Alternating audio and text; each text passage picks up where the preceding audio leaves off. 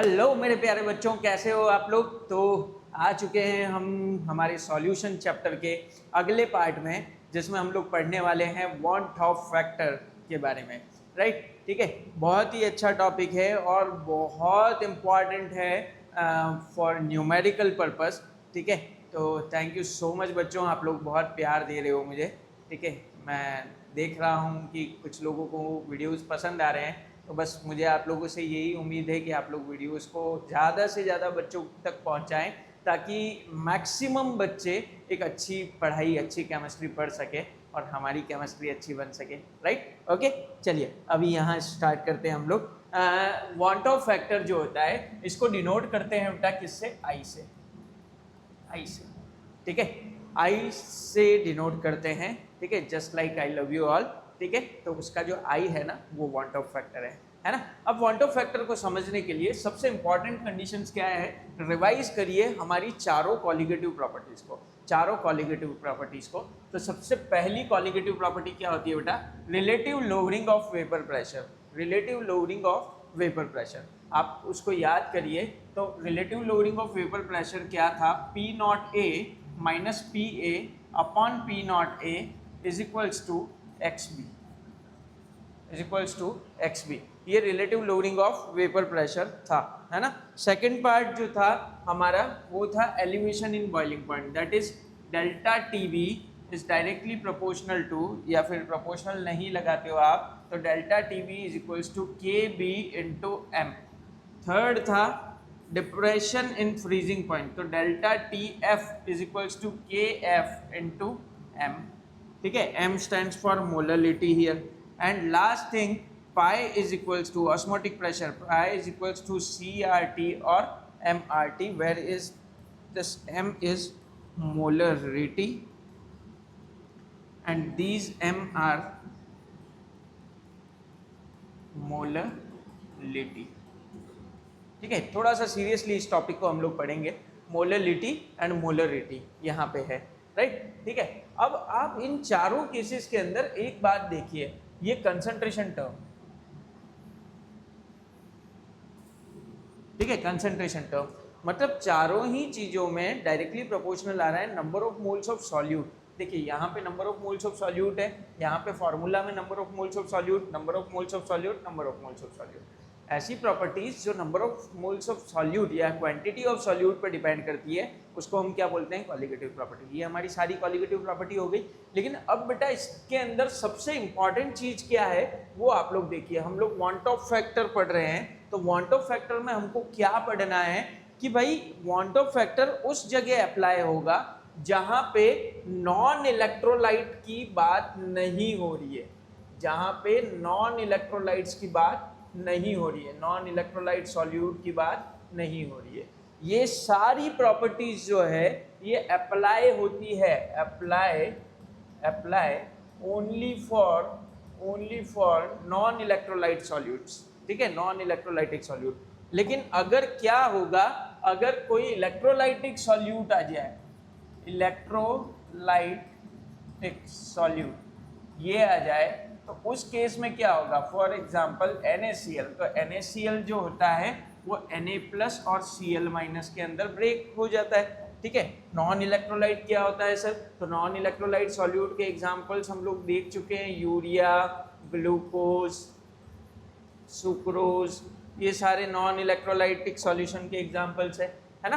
तो electrolytic solution अगर आ जाए तो उस केस में हम लोग क्या करेंगे? क्यों? क्योंकि यहाँ पे तो डिसोसिएशन होने लग गया, यहाँ पे क्या लगने लग गया? अल्फा अप्लाई हो गया, है ना। तो ऐसे केसेस को समझने के लिए हम लोग क्या पढ़ना चाहेंगे? Want of factor, want of factor. अब देखिए दो चीजों की जरूरत है यहाँ पे, एक होता है डिसोसिएशन, डिसोसिएशन, और एक होता है एसोसिएशन।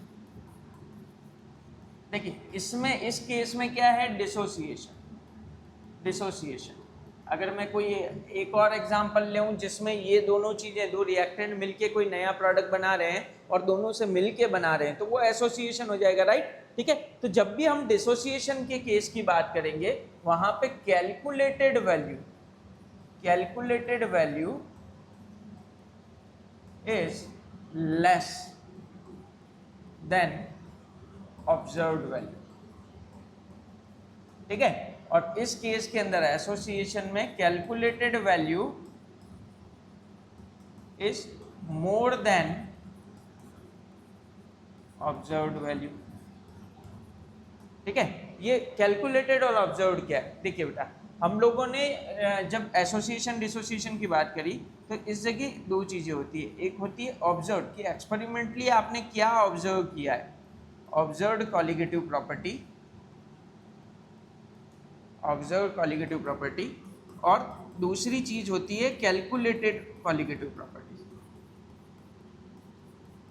हमने आइडियल नॉन आइडियल सॉल्यूशन पढ़ा था, तो वहां पे हम लोगों ने डिस्कस किया था कि कैलकुलेटेड क्या होता है, ऑब्जर्व्ड क्या होता है ना, जो राउल्स लॉ को फॉलो कर रहे हैं नहीं कर रहे हैं। तो ऑब्जर्व्ड कॉलिगेटिव प्रॉपर्टी और calculated colligative property electrolytic solutions के लिए इक्वल नहीं होते हैं, इक्वल नहीं होते हैं। तो इस केस के लिए हम लोग क्या पढ़ते हैं बेटा, इस केस के लिए हम लोग क्या पढ़ते हैं, वांट ऑफ फैक्टर पढ़ते हैं। इस पार्ट को थोड़ा सा इंपॉर्टेंट टिक करिएगा। चलिए, डन, इंपॉर्टेंट है ना। अब इस केस के अंदर हम आई कैसे कैलकुलेट करेंगे? तो सर बेसिकली आई का मतलब क्या हुआ वो अभी तक समझ नहीं आया। आई का मतलब क्या हुआ? आई का एक्चुअल मतलब हुआ बेटा, कितने नंबर ऑफ पार्टिकल्स बढ़ रहे हैं या कितने नंबर ऑफ पार्टिकल्स घट रहे हैं after reaction, after completion of to make the solution. कितने number of moles of particle बढ़े या कितने घटे। ठीक है, ये अपन देखते हैं रेशियो। तो आई कैलकुलेट कैसे होता है? तो total number of moles of solute, total number of moles of solute. इस लेक्चर को थोड़ा सा ध्यान से देखना, आपको थोड़ा सा क्वेश्चंस के बाद ही इसको समझ में आएगा। हो सकता है थ्योरी थोड़ी सी इसकी अजीब होती है, लेकिन आ जाएगा। Total number of moles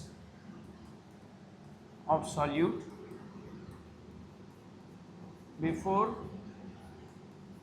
after dissociation और एसोसिएशन, आफ्टर डिसोसिएशन और एसोसिएशन। ये बेसिक फार्मूला हम लोगों ने लिख दिया है यहाँ पे कि total number of moles of solute क्या होंगे आफ्टर एसोसिएशन या dissociation upon total number of moles of solute before dissociation या एसोसिएशन। हम लोग अच्छे से इसको समझते हैं। पहला केस लेते हैं अपन डिसोसिएशन का, डिसोसिएशन का। ठीक है, पहला केस लेते हैं। डिसोसिएशन का मतलब क्या होता है? अगर यहाँ पे आई हमेशा ग्रेटर देन 1 आएगा, आई की वैल्यू हमेशा 1 से ज्यादा आएगी, ऑलवेज, ऑलवेज, राइट। ठीक है, समझिए। अगर मैं यहाँ पे लिखूं, जैसे NaCl लिख दिया, NaCl लिख दिया, NaCl को ब्रेक कर रहे हैं हम लोग Na प्लस और Cl माइनस में। Let us consider alpha is equals to 100%। Alpha is equals to 100% का मतलब क्या हो गया बेटा, कि यहाँ पे 100% डिसोसिएशन हो गया है। अल्फा मतलब डिसोसिएशन। NaCl जो है वो पूरी तरीके से वाटर के अंदर क्या हो गया है, टूट चुका है, 100% डिसोसिएशन हो गया। अब इसका आई कैसे निकालोगे? देखो, आई इज इक्वल्स टू देखिएगा, number of moles after dissociation. तो number of moles after dissociation कितने हैं? 1 + 1 2 upon number of moles before dissociation कितना था? 1। तो answer is what? 2। Answer is what? 2। इसका वांट ऑफ फैक्टर क्या आएगा बेटा? 2 आएगा। ठीक है, एक और एग्जांपल ले लेते हैं हम लोग, MgCl2। MgCl2 मान लिया अल्फा इज इक्वल्स टू 100% है, तो Mg2+ एंड Cl माइनस ये बना। तो इसके लिए I इज इक्वल्स टू क्या होगा? देखिए कितना होगा, 1 + 1 कितने हैं? 2। आगे कितना मोल है वो लिखना है ना, 2।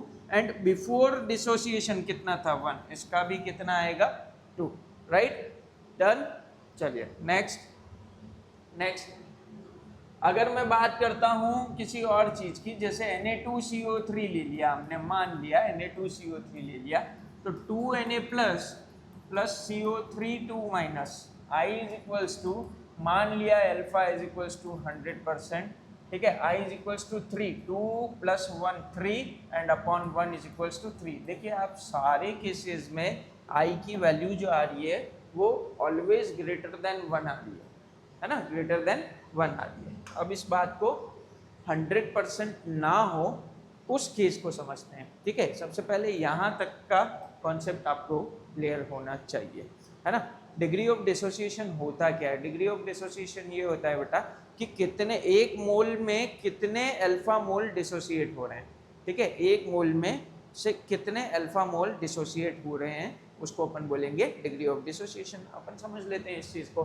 मान लिया एक और वही एग्जांपल ले लिया, NaCl ब्रेक हुआ Na+ और Cl- में।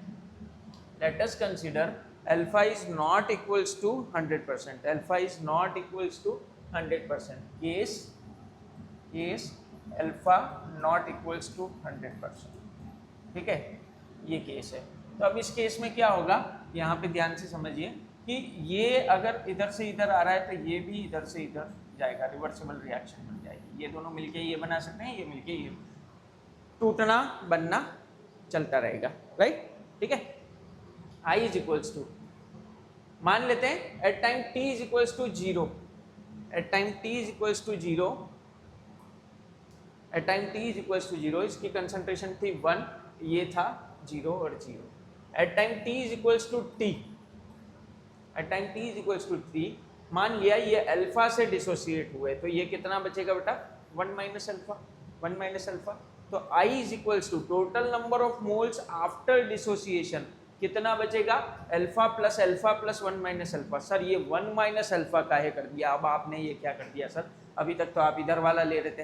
तो प्रोडक्ट से मतलब नहीं है, मतलब किससे है कि डिसोसिएशन के बाद में टोटल कितना बच चुका है उससे मतलब है। तो आप क्या करोगे बेटा, 1 minus alpha plus alpha plus alpha, 1 minus alpha ये रहा, ये अल्फा ये रहा, ये अल्फा ये रहा, right. 1 minus alpha plus alpha upon total number of mole before dissociation, मतलब at time t is equals to 0 कितना लिया था 1, तो I कितना बच जाएगा बेटा, ये माइनस अल्फा और प्लस अल्फा कैंसिल, तो 1 प्लस अल्फा बचेगा। और यहाँ से अगर आप डिसोसिएशन निकालना चाहो तो I-1 हो जाएगा, ये alpha is equals to I-1, right. समझ आया? ठीक है, जल्दी नोट डाउन करो। अगर इसको चेक करना है कि सही किया या नहीं किया, चेक इफ, ठीक है, if alpha is equals to 100%, अगर अल्फा 100% होता है, ठीक है, तो अल्फा की वैल्यू कितनी होती है, 1 होती है ना। तो I is equals to 1 plus alpha था, तो I is equals to 1 plus 1 that is 2। देखो जरा फटाफट से, अभी अपन ने NaCl के लिए अल्फा 100% 2 निकाला था या नहीं निकाला था, निकाला था ना, डन। ठीक है, जल्दी कर लीजिए फटाफट। बेटा देखो हम लोग आप लोगों के लिए पूरी तरीके से मेहनत करते हैं, है ना। चाहे कोई भी कंडीशंस हो, बहुत सारी कंडीशंस आती है जहाँ पे हम वीडियो शूट नहीं कर पाते हैं या ड्यू टू एनी रीजंस, ठीक है, बहुत सारे टेक्निकल कॉम्प्लिकेशंस आ जाते हैं, कभी फैमिलियर कोई इशू आ जाता है, कभी पर्सनल हेल्थ इशू आ जाते हैं, कभी कुछ भी, है ना, राइट। लेकिन फिर भी हम लोग आप लोगों के लिए, एवरी टीचर, ठीक है, जितने भी टीचर्स आप लोगों को पढ़ा रहे हैं, चाहे ऑनलाइन चाहे ऑफलाइन, हर टीचर आप लोगों के लिए पूरी तरीके से मेहनत कर रहा है ना। बस उस मेहनत को आप लोग किसी भी तरीके से बेकार मत जाने दो। आप लोग अपनी पढ़ाई उस एफिशिएंसी से साथ में करो, उसको सोच के करो कि नहीं यार ये लोग भी तो हमारे लिए इतने सारे कंटेंट्स बना रहे हैं, ठीक है, ये लोगों को हम फ्री में हम यूट्यूब के ऊपर पढ़ रहे हैं बिल्कुल, ठीक है। हमको करना क्या है, फ़ोन चला के या लैपटॉप चला के सामने रख के नोट्स बनाने और फिर मेहनत करनी है ना। बस वो मेहनत करो बेटा आप लोग, क्योंकि ये इस चीज़ में रिजल्ट तुम्हारा बनेगा और वो रिजल्ट से जो खुशी होती है ना, ठीक है, वो तुम्हारे मन में इतनी खुशी होगी कि नहीं यार हम लोग इतना पढ़े हैं, ठीक है, हमारी अपनी मेहनत इतनी सक्सेस हुई है और हमको तो खुशी होती है ना, राइट। ठीक है, इसको नोट डाउन करिए फटाफट जल्दी से, फिर आगे बढ़ते हैं हम लोग, आगे बढ़ते हैं जल्दी, डन। चलो नेक्स्ट लेते हैं। अगर मैं बुक की बात करूं, as per book, as per NCERT, तो AN ब्रेक होता है एन ए में, ए एन ब्रेक होता है एन ए में।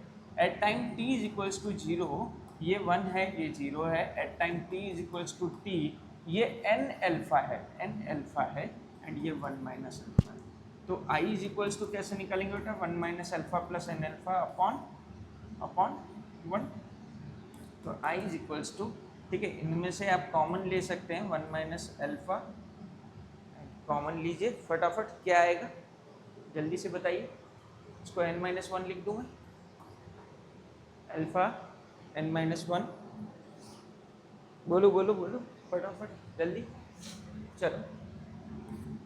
i minus 1 is equals to alpha n minus 1, alpha is equals to i minus 1 upon n minus 1। ये आपका एक अल्फा का फॉर्मूला हो गया, ठीक है। इसको दिमाग में रखिए आप लोग, जल्दी से फटाफट इसको नोट डाउन कर लो। ये आपका पूरा डिसोसिएशन कंप्लीट हो गया, डिसोसिएशन कंप्लीट, राइट, ठीक है। लास्ट पार्ट रहता है वांट ऑफ फैक्टर का, जिसमें एसोसिएशन के बारे में पढ़ेंगे और अब नॉर्मल मोलर मास पढ़ेंगे। जल्दी जल्दी आप लोग कर लीजिए फटाफट फास्ट।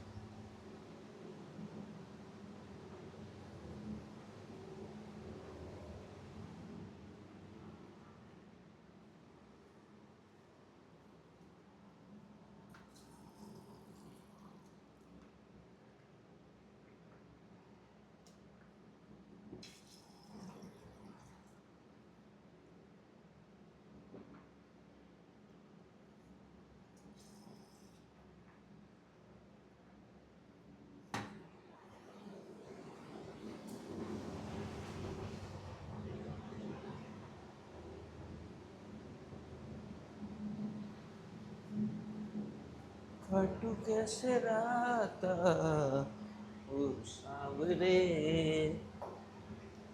जिया नहीं जाता सुन बावरे, के राता लंबिया लंबिया रे कटे तेरे, के राता लंबिया लंबिया रे। एसोसिएशन पढ़ना है भैया, एसोसिएशन बड़ा बड़ा लिख दिया, एसोसिएशन,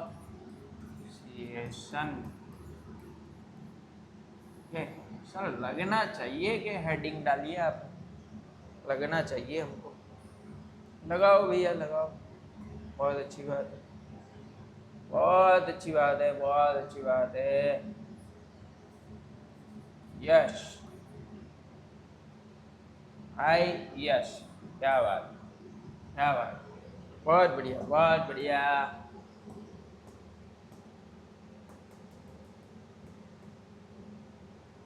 एक लड़का कमेंट डालता है, दिस सर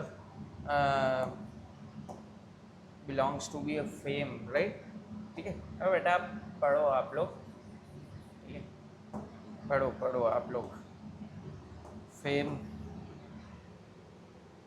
जितना फेम बढ़ता है ना बेटा, उतना क्या है, डर भी बढ़ता है मन में, है ना। अब क्या है, कमेंट आपने डाला है, सबसे पहले तो thank you very much, that is A complement for me. लेकिन क्या होता है बेटा कि जितना फेम बढ़ता जाता है ना, उतना ज़्यादा डर भी लगने लग जाता है कि नहीं, मुझे अब और ज़्यादा अच्छा कंटेंट देना है, बच्चे मुझ पर विश्वास कर रहे हैं, है ना। तो आप लोग सीरियसली पढ़िए, ठीक है। हम अपने आप, हम हैं आप लोगों से हैं, है ना। आप लोग जितना प्यार दोगे, हम पूरी कोशिश करेंगे कि उतना अच्छे से बेटर एनवायरनमेंट और बेटर स्टडीज आप लोगों को देना, राइट। करिए करिए।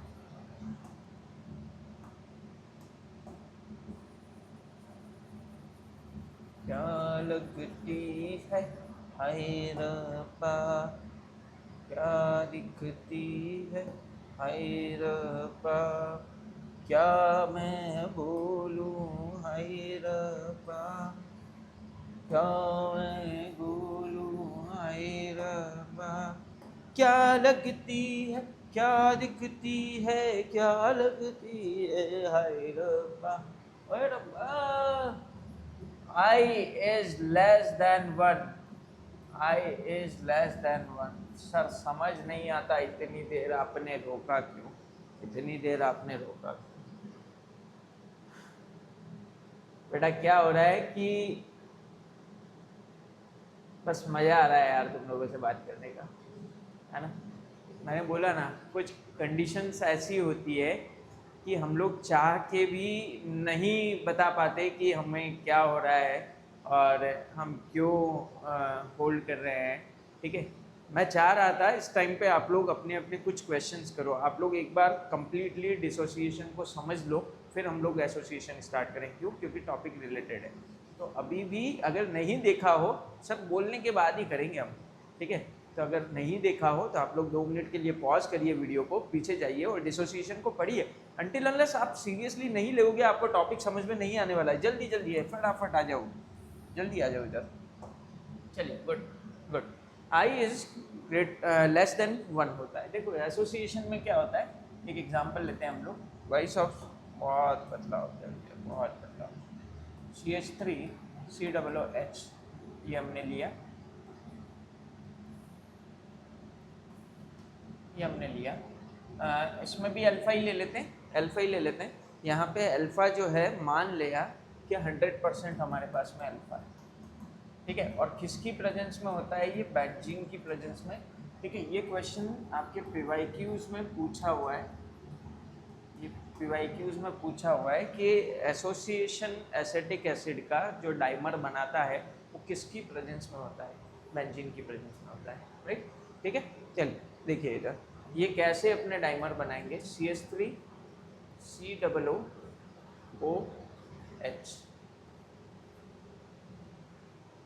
CH3COO, मैंने कहीं गड़बड़ कर दी, राइट राइट राइट, एक सेकेंड है। CH3C_O and OH ये किया हमने, और इस तरफ भी मैं बना देता हूँ OH_C_O_CH। ये मैंने 2 CH3COOH CH3COOH बना दिए, है ना। अब इसमें देखो यहाँ से ये हाइड्रोजन बॉन्डिंग हो जाएगी, हाइड्रोजन बॉन्डिंग। अब सर ये हाइड्रोजन बॉन्डिंग क्या होती है? अरे गधों, पढ़ो पढ़ो। हाइड्रोजन बॉन्डिंग, हाइड्रोजन बॉन्डिंग ये कहाँ कहाँ होती है?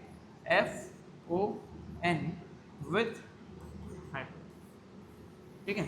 इनके साथ में पार्शियल बॉन्डिंग जो होती है उसको हम लोग क्या बोलते हैं? हाइड्रोजन बॉन्डिंग, ठीक है। ऑक्सीजन और हाइड्रोजन के बीच में पार्शियल बॉन्डिंग, इस बॉन्डिंग को अपन क्या बोलेंगे? हाइड्रोजन बॉन्डिंग, राइट, ठीक है। तो ये जो टाइप ऑफ बॉन्डिंग होती है इसे हम क्या बोलते हैं? हाइड्रोजन बॉन्डिंग बोलते हैं, राइट। चलिए अब समझिएगा, यहाँ हम लोग आई निकालते हैं, आई निकालते हैं। क्वांटम फैक्टर, तो आफ्टर डिसोसिएशन, आफ्टर एसोसिएशन कितना मॉलिक्यूल है? ये पूरा एक ही कहलाएगा। इसको हम लोग क्या कहते हैं? डाइमर कहते हैं। इसको हम क्या बोलते हैं? डाइमर ऑफ एसिटिक एसिड, है ना। तो ये जो एक ही बॉन्ड कहलाएगा, एक ही कंपाउंड कहलाएगा, तो मतलब 1 अपॉन लिया कितना था शुरू में? 2, तो मतलब I इज इक्वल्स टू कितना है बेटा? 1/2, और I इज इक्वल्स टू 0.5 ये आएगा। देखिए आपने कंडीशन पढ़ी है, I जो होता है वो लेस देन 1 होना चाहिए, लेस देन 1 आ गया है यहाँ पे, है ना। तो ये वाली जो कहानियाँ होती है बेटा, ये क्या होती है आपके एसोसिएशन के अंदर होती है। अब ध्यान रखिए, बेंजीन जो होता है, बेंजीन जो होता है वो डाइमराइज कर देता है, डाइमराइज कर देता है किसको? कार्बोक्सिलिक एसिड को, कार्बोक्सिलिक एसिड को, और डाइमर फॉर्म करता है। डन, ठीक है। चलिए एज पर बुक अपन बात करते हैं, as per book, as per book बात करते हैं, ठीक है। तो Na से AN बन जाएगा। जरा एक बार इस चीज़ को वापस समझिए। एज पर NCERT AN से Na बना था, ये डिसोसिएशन था, यहाँ पे Na से AN बन रहा है, राइट, ठीक है। अब देखिएगा, समझिए कैसे आएगा। Na से AN, time t is equals to 0 पे ये 1 है, ये 0 है, तो time t is equals to t पे अब वो AN बना है, क्वांटिटी कम हुई है, 2 मॉलिक्यूल से 1 मॉलिक्यूल हो गया है, ठीक है। तो आप इसको क्या लिखोगे? Alpha by n, alpha by n, और इधर कितना माइनस होगा? 1 minus alpha, alpha by this n, ठीक है, डन है ना। अब इसको बस आगे ले लीजिए, I is equals to 1 minus alpha plus alpha by n upon 1 and I minus 1 is equals to alpha into 1 minus alpha by n, 1 minus 1 by n, कुछ गड़बड़ हो गई, 1 अपॉन n, ये 1 अपॉन n माइनस 1 ये बचेगा। तो alpha is equals to I minus 1 upon 1 upon n minus 1, right. ये आपका वांट ऑफ फैक्टर कंप्लीट हुआ। अब इसके हिसाब से आप लोग I कैलकुलेट करिएगा। I का जो हम लोग फार्मूला लिख सकते हैं वो कुछ बेसिक फार्मूले अभी अपन लिखते हैं, एक बार एबनॉर्मल मास समझ लेते हैं उसके बाद, है ना, एबनॉर्मल मास समझ लेते हैं उसके बाद। यहाँ से आप लोग निकाल सकते हो observed colligative property, observed colligative property upon calculated colligative property. It's a little theoretical topic, ठीक है, आप लोग थोड़ा सा इसको ध्यान रखिएगा। Observed colligative property upon theoretical colligative property calculated करते हैं। चलिए नेक्स्ट टॉपिक लेते हैं हम लोग।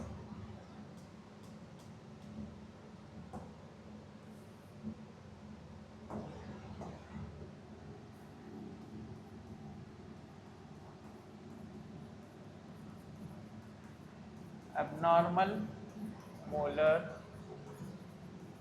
mass, ठीक है, abnormal molar mass। चलिए डन।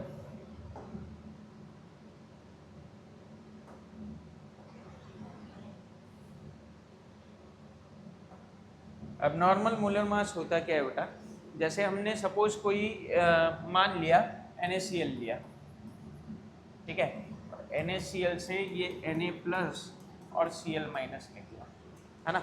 अब इसके अंदर क्या होगा, मान लिया ये टोटल वेट होता है 58.5 ग्राम, और अब इस हिसाब से ये निकलना चाहिए 29.25 ग्राम, और ये भी 29.25 ग्राम। क्यों? क्योंकि यहाँ पे अपन ने एक मोल लिया था, इसी के हिसाब से ये एक एक मोल निकला है। लेकिन अगर मोलर मास इनका सही में कैलकुलेट किया जाए तो ये 23 ग्राम निकलेगा और वो 35.5 ग्राम निकलेगा, राइट, ठीक है। तो इस हिसाब से निकलना चाहिए। तो हम लोग इसको तो बोलेंगे ये तो क्या है, नॉर्मल है, ये तो क्या है, नॉर्मल है। लेकिन क्या ये नॉर्मल है क्या? This is abnormal, this is abnormal. क्यों? क्योंकि हमारी जो एक्चुअल कैलकुलेशन है वो ये कहती है, थियोरेटिकल कैलकुलेशन ये कहती है कि भाई सोडियम जो है वो 23 निकलना चाहिए और वो 35.5 निकलना चाहिए, ठीक है। लेकिन जो कैलकुलेशन है या ऑब्जर्वेशन है वो कहती है कि भाई दोनों ही आधे आधे निकले, मतलब 1 मोल निकले, ठीक है। तो उस हिसाब से ये होता है। तो I इज इक्वल्स टू क्या होगा, 58.5 अपॉन 29.25 दैट इज 2। क्या फॉर्मूला बना इससे, क्या फॉर्मूला बना कि नॉर्मल मोलर मास लिया ऊपर अपन ने, normal molar mass upon abnormal molar mass, ठीक है। ये आपका एक नया फार्मूला बन गया। अब आई निकालने के 4 फार्मूले मैं लिखता हूँ आपको। सबसे पहले आप लोगों ने निकाला था total number of moles after dissociation और association upon total number of moles before dissociation या एसोसिएशन, ठीक है। एक फार्मूला ये हो गया। दूसरा फार्मूला आप लोगों ने क्या पढ़ा था कि observed colligative property upon calculated colligative property, observed colligative property upon calculated colligative property. तीसरा फार्मूला आप लोगों ने क्या पढ़ा था कि कैलकुलेटेड मोलर मास। अब देखो normal molar mass upon abnormal molar mass होता ही है, तो कैलकुलेटेड नॉर्मल कैसे निकला था अपनी सिंपल कैलकुलेशन से, molar mass upon observed molar mass, and last one is I is equals to normal molar mass upon abnormal molar. ये आप लोगों के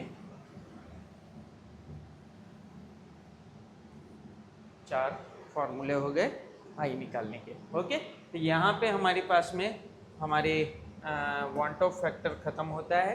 ठीक है, और इसी के साथ बेटा पढ़ाई अच्छे से करिए। ठीक है, खूब देखो, पढ़ाई इज अ फेस्टिवल, इसको खूब धूमधाम से मनाओगे तो बहुत सारी खुशियाँ आएगी, और इसको अगर ऐसे ही बिल्कुल बिना मन के मनाओगे तो बिल्कुल मन नहीं लगेगा, ऐसा लगेगा यार क्या ही कर रहे हैं हम लोग, है ना। तो इसको पूरा फेस्टिवल मान के, आप लोगों के एग्ज़ाम को एक त्यौहार मान के उसकी तैयारी को आज से ही शुरू करिए। जितनी अच्छी तैयारी करोगे उतना अच्छे से त्यौहार बनेगा, उतना अच्छे से अप्रिसिएशन मिलेगा, उतना अच्छा आपका रिजल्ट आएगा। राइट, ठीक है, तो पढ़ाई करिए, बहुत अच्छे से करिए। कहीं भी कोई प्रॉब्लम्स आती है you can discuss with your teachers. ठीक है, और either write in the comment section, I will reply to them. Thank you so much. जय हिंद, जय भारत, बाय बाय।